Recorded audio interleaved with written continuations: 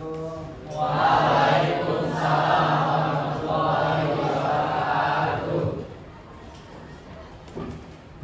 Kabar semuanya? Alhamdulillah, luar biasa. Allahu Akbar.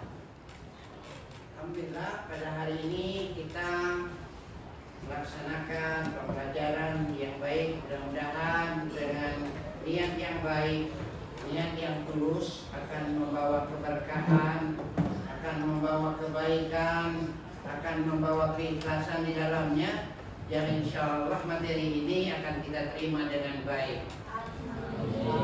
Saudara sekalian, sebelum kita belajar, maka kita akan berdoa terlebih dahulu. Mari kita sama-sama berdoa dengan baik dan menundukkan kepala dengan ikhlas karena Allah. Semoga apa-apa yang kita dapatkan akan senantiasa mendapatkan ilmu yang bermanfaat. Berdoa mulai.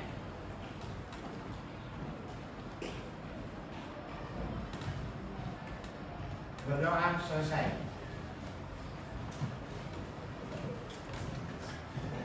Sebelum kita belajar, maka akan kita absen terlebih dahulu siapa-siapa yang tidak hadir hari ini.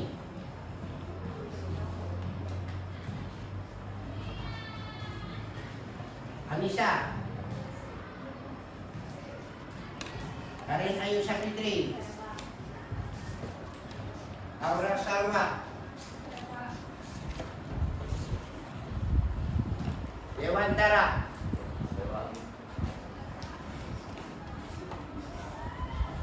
Yuda, Eji,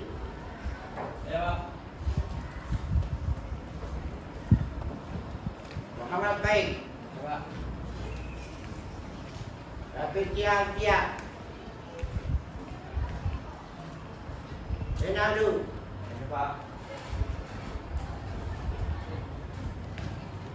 Alhamdulillah semuanya hadir dan mudah-mudahan kehadiran ini tetap kita laksanakan sampai seterusnya. Amin Allahumma amin. Baik, anak-anak sekalian, kita akan mempelajari yaitu etos kerja.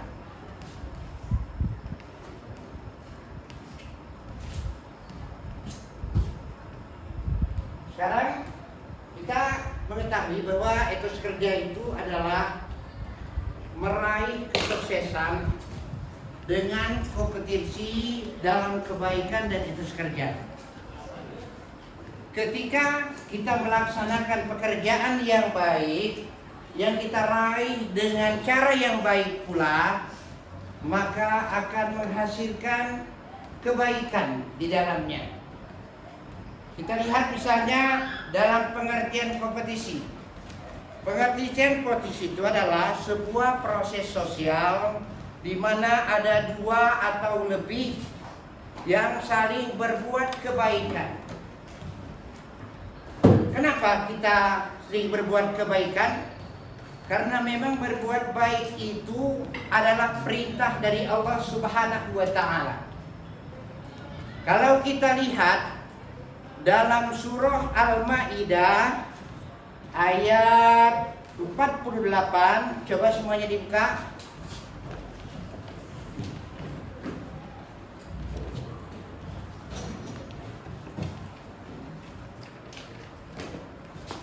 Bapak sekali, anak-anak sekali. A'udzu billahi minasy syaithanir rajim. A'udzu billahi minasy syaithanir rajim. Bismillahirrahmanirrahim.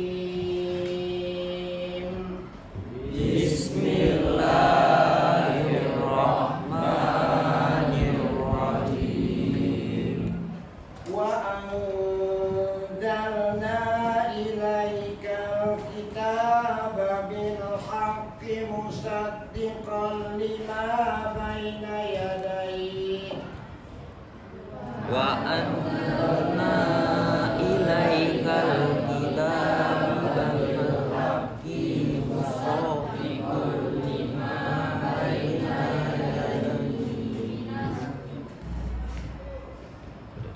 musaddiqan lima baina yadayhi minal kitab wa muhaiminan alaihi musaddiqan lima baina yadayhi minal kitab wa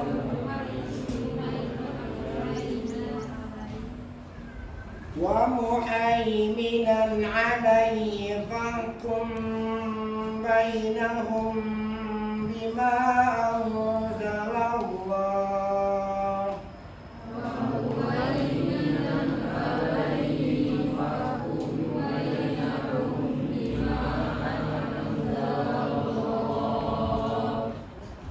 ولا تتبع أهواءهم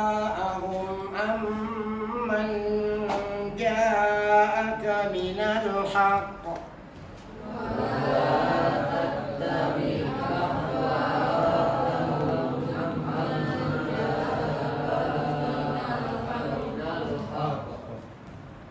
لكل جعلنا منكم شرعة ومنهاجا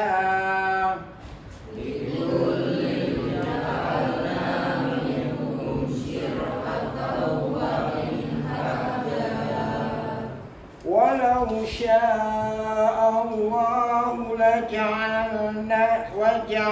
جعلكم أمة واحدة ولو شاء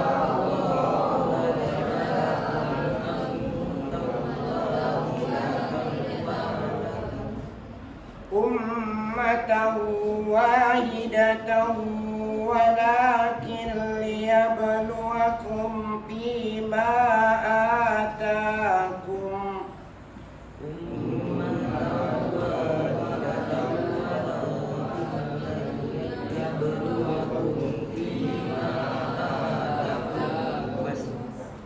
فيما آتاكم فاستبقوا الخيرات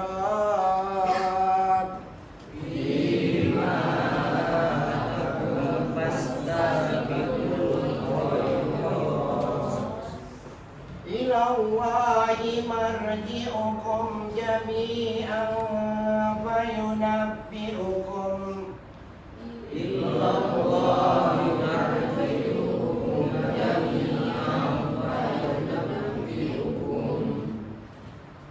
فينبئكم بما كنتم فيه تختلفون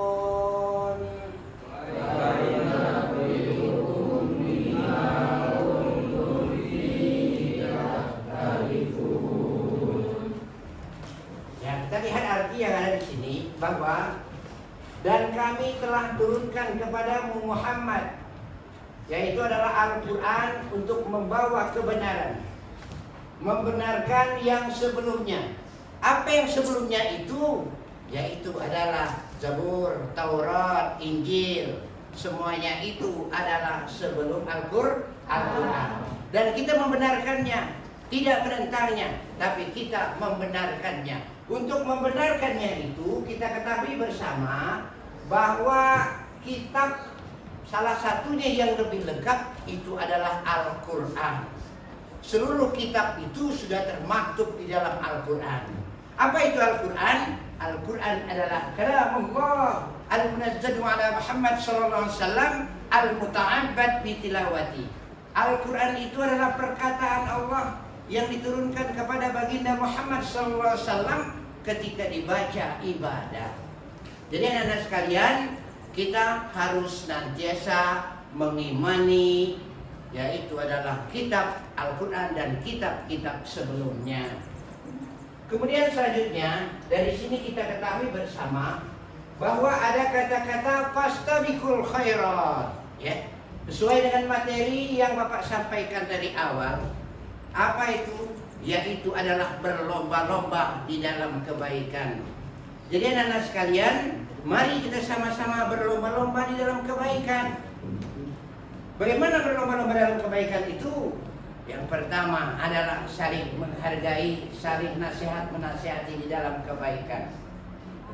Di dalam Al-Quran surah Az-Zariyat dia mengatakan demikian. Wa ta'awanu 'alal birri wat taqwa wa la ta'awanu 'alal ismi wal 'udwan.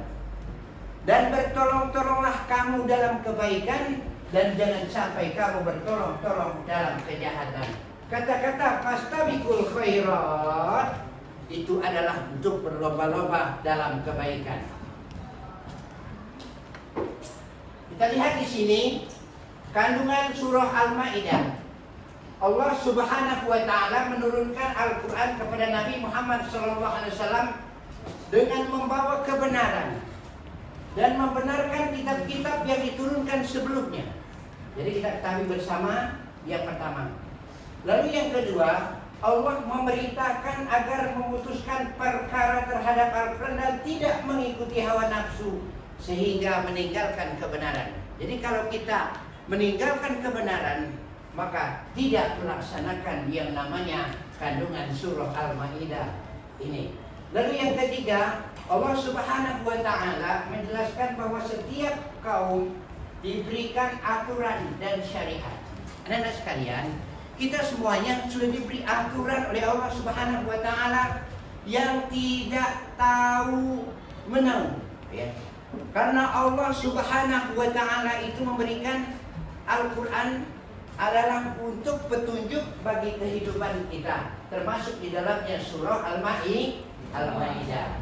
Lalu yang keempat, Al-Quran merupakan penyempurna kitab sebelumnya. Jadi perintah untuk berlomba-lomba dalam kebaikan. Jadi 5 inilah yang terkandung di dalam surah Al-Maidah. Maka oleh sebab itu anak-anakku sekalian, coba sekali lagi kita baca dari awal sampai terakhir sama-sama. Dan saya minta tolong agar kiranya sesuai dengan tajwid, dengan mihrab yang ada dari Auzubillah dan Bismillah. 1, 2, 3.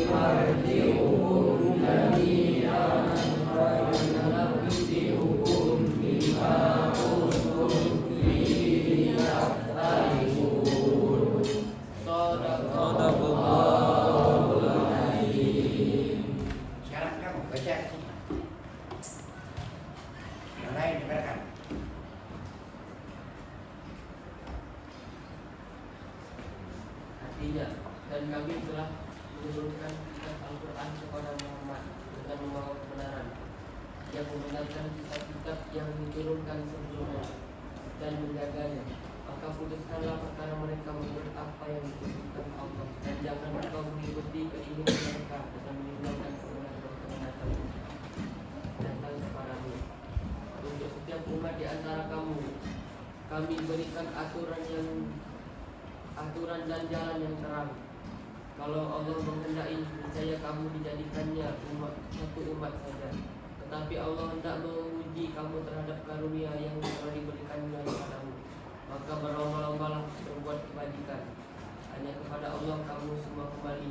Lalu beritahukan yang kepadamu terhadap apa yang dahulu pernah kamu perhilangkan. Quran surat Al-Maidah. Baik, terima kasih. Bagus. Kandungannya tadi sudah, semuanya sudah kita pahami bersama. Yang 1 sampai nomor 5 itulah kandungan surah Al-Maidah ini. Jadi Bapak berharap kepada semuanya untuk dihafal. Ya Pak? Dibaca apa? Dibaca. Kemudian diterapkan sesuai dengan apa yang diharapkan dari sini. Baik. Kemudian anak-anak sekalian, kita lihat dari sana, melakukan kebaikan tidak bisa ditunda-tunda. Kita lihat, mengapa kita diperintahkan untuk berlomba-lomba dalam kebaikan? Yang pertama, melakukan kebaikan tidak bisa ditunda-tunda. Jangan menunda-nunda besok, kapan, tapi mulai dari sekarang kita adalah untuk senantiasa berbuat kebaikan. Jadi jangan menunggu-nunggu untuk itu. Lalu yang kedua, untuk berbuat baik, hendaknya saling memotivasi dan saling tolong-menolong di dalam kebaikan. Karena lingkungan mendukung kebaikan, akan tercipta kebiasaan berbuat baik secara istiqomah. Jadi untuk berbuat baik, hendaknya saling memotivasi di antara kita. Contoh konkret misalnya, dari bacaan yang kalian baca tadi, Al-Quran. Ada di antara kalian yang belum bisa dan belum memahami bacaan Al-Quran. Maka pada saat itu belajarlah. Senantiasa saling simak sesama kawan yang lebih bisa dan yang bisa juga mengajari yang belum bisa. Akhirnya akan terciptalah yang bisa dengan sebaik-baiknya. Lalu yang ketiga, kesiapan melakukan kebaikan harus didukung dengan kesungguhan. Jadi kita melakukan kebaikan itu harus didasari dengan kesungguhan. Paham semuanya? Paham semuanya? Paham. Nah, tadi sudah Bapak sampaikan bahwa Allah Subhanahu wa taala berfirman, "Wa ta'awanu 'alal birri wat taqwa." Dan bertolong-tolonglah kamu dalam kebaikan. Wala ta'awanu 'alal ismi wal udwan. Dan janganlah kamu bertolong-tolong dalam kejahatan. Wattaqullah, dan bertakwalah kepada Allah. Innallaha syadidul 'iqab. Ketika kita senantiasa melaksanakan ketakwaan, bertolong-tolong dalam kebaikan dan tidak bertolong-tolong dalam kejahatan, maka kita sudah melaksanakan apa yang diharapkan di sini. Mohon ayat ini anak-anakku sekalian untuk dihafal, ya. Kemudian tahu dengan tajwid-tajwidnya, dan pada gilirannya Bapak akan cek satu persatu di antara kalian mana yang hafal dari surah Al-Maidah, kemudian ayat yang berkenaan dengan ini juga. Baik anak-anak sekalian, ada tipes dalam berbuat kebaikan. Yang pertama yaitu adalah meluruskan niat sebelum melakukan kebaikan. Jadi diluruskan niatnya. Lalu yang kedua, mengawali segala perbuatan dengan doa, minimal membaca Bismillahirrahmanirrahim. Kemudian yang ketiga, tidak memikirkan pujian dan celaan terhadap orang lain, apalagi saling iri, saling caci-mencaci, saling menjelekkan, itu jangan seperti itu. Kemudian yang keempat, dengan segala keterbatasan kita diharuskan bertawakal kepada Allah Subhanahu wa taala. Jadi semuanya adalah kehendak daripada Allah, nah. Ya. Coba saya tanya. Kalau kalian bertawakal kepada Allah, itu apa bertawakal?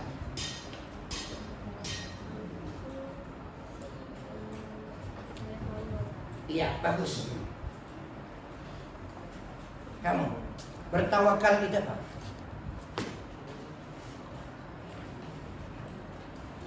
Tidak apa-apa, belum bisa. Baik, kita lanjutkan.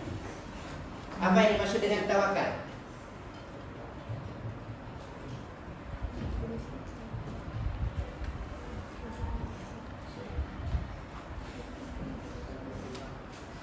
Ya, semuanya hanya berserah kepada Allah, berserah diri kepada Allah Subhanahu wa Ta'ala. Jadi tawakal kita kepada Allah Subhanahu wa Ta'ala.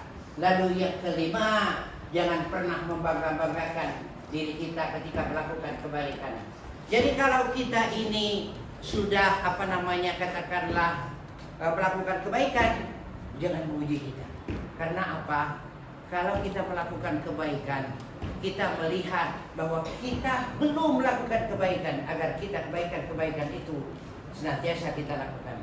Tapi kalau merasa jadilah kalau saya ini sudah sekolah yang bagus ya, sudah banyak hafalan Quran, jadilah akhirnya apa yang terjadi, kita tidak melakukan introspeksi untuk kedepannya. Baik anak-anak sekalian, yang terakhir yaitu trik dalam berbuat kebaikan. Ada kalanya ketika kita melakukan kebaikan, kita terlena dengan pujian manusia dan kebenaran. Maka luruskanlah niat kembali, perbanyak istighfar dengan ucapan astagfirullahaladzim. Kemudian mohon ampun kepada Allah. Kemudian kita mengharapkan pujian hanya kepada Allah Subhanahu wa Ta'ala. Anak-anak sekalian, ketika kita sudah berhasil dalam melakukan kebaikan, bukankah kita yang hebat dan bukan pula kita termasuk yang mulia, tapi karena Allah yang memudahkan kita. Kita memudahkan untuk belajar, semuanya dari Allah Subhanahu wa Ta'ala. Cuma kalau kita sakit, bagaimana mau belajar yang sungguh-sungguh? Maka kurang pas pada sasarannya. Baik anak-anak sekalian, dari sini mudah-mudahan apa yang kita lakukan ini akan senantiasa memberikan kebaikan sesuai dengan materi yang diharapkan. Pada pertemuan berikutnya, maka Bapak akan memberikan sebuah pertanyaan, kemudian akan mengoreksi hafalan kalian, akan mengoreksi tajwid kalian, ya, tajwid dari bacaan-bacaan Al-Quran itu, sehingga kita termasuk golongan orang-orang yang bisa dan memahami daripada ayat-ayat yang terkandung dari Quran Surah Al-Maidah tadi. Paham semuanya? Bisa dilaksanakan? Bisa. Baik, pada minggu yang akan datang akan saya simak satu persatu bacaan Al-Qurannya. Sebelumnya ada tugas yang akan saya berikan kepada kalian.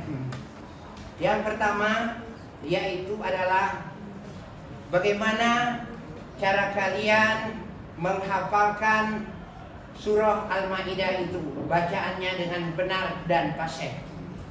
Yang kedua, diharapkan bersama artinya, kemudian kandungan-kandungan yang ada di sana mohon untuk segera dihafalkan dengan baik, dipahami dengan sebaik-baiknya. Itu saja anak-anak untuk hari ini.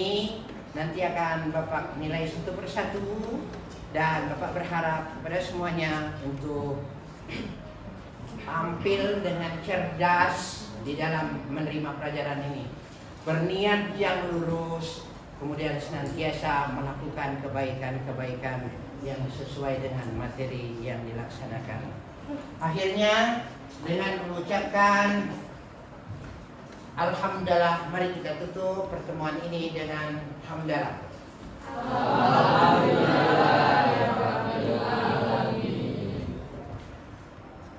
Anak-anak sekalian, itu barangkali yang dapat Bapak sampaikan untuk pelajaran kali ini. Kemudian Bapak akhiri dengan wassalamualaikum warahmatullahi wabarakatuh. Waalaikumsalam warahmatullahi wabarakatuh.